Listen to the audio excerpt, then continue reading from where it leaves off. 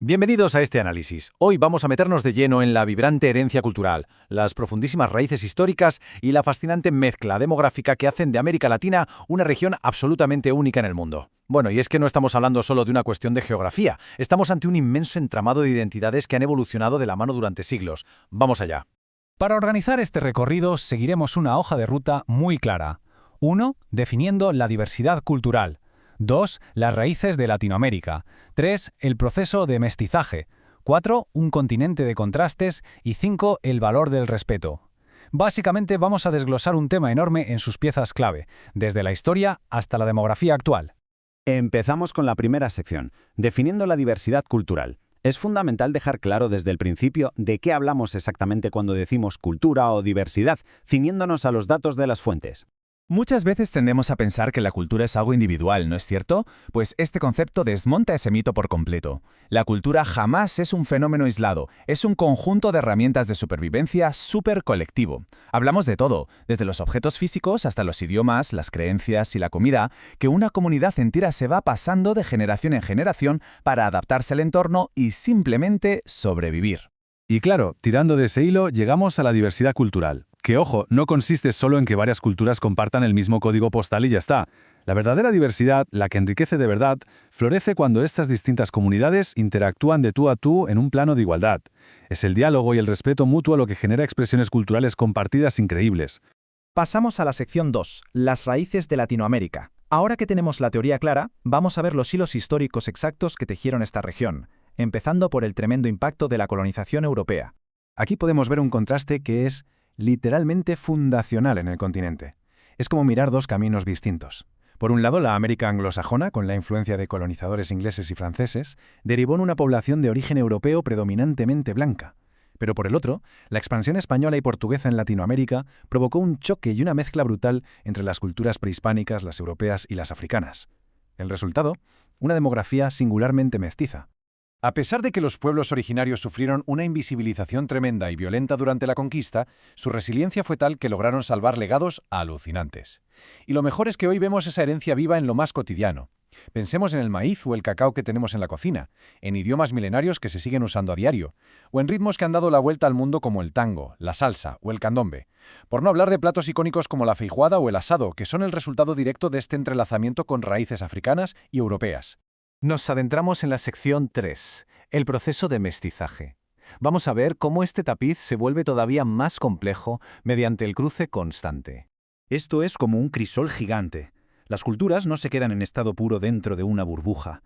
El extensísimo proceso de mestizaje en la región creó nuevas identidades al unir raíces indígenas, afrodescendientes y europeas, mestizos, mulatos, zambos, pero la cosa no se detuvo ahí. Más adelante todo el continente recibió de inyección brutal de riqueza con las migraciones globales. Tenemos aportes invaluables de inmigrantes japoneses en Perú, árabes en México o italianos en Argentina que se integraron de lleno en estas sociedades. Y ojo a esta línea temporal porque es clave para entender la transformación de la sociedad. Refleja cómo la identidad originaria pasó de soportar una etiqueta colonial con una carga peyorativa enorme, la de indio, a definirse más por una clase social como campesino en el siglo XX, hasta llegar a hoy, donde por fin existe el justificado orgullo de ser reconocidos formalmente como sujetos políticos con plenos derechos dentro de estados que son oficialmente plurinacionales y multiculturales. Vamos a la sección 4, un continente de contrastes. Con toda esta historia en la cabeza, toca ir a los datos puros y duros para ver cómo se distribuye esta diversidad en el mapa hoy en día. Al mirar esta tabla, nos damos cuenta rapidísimamente de que América Latina no es un monolito idéntico. Para nada. Los grupos dominantes cambian radicalmente según dónde pongamos el foco. En la región andina hay un clarísimo predominio mestizo e indígena. En Brasil, en cambio, la herencia afrodescendiente es la protagonista indiscutible. Y si nos vamos al cono sur, la mayoría tiene ascendencia europea, gracias a las fortísimas oleadas migratorias del siglo XX. 80 millones.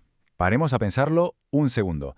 80 millones de personas conforman la población afrodescendiente que vive solamente en Brasil. Esto convierte a Brasil en el segundo país con mayor población negra del mundo entero, siendo un pilar fundamentalísimo de su cultura.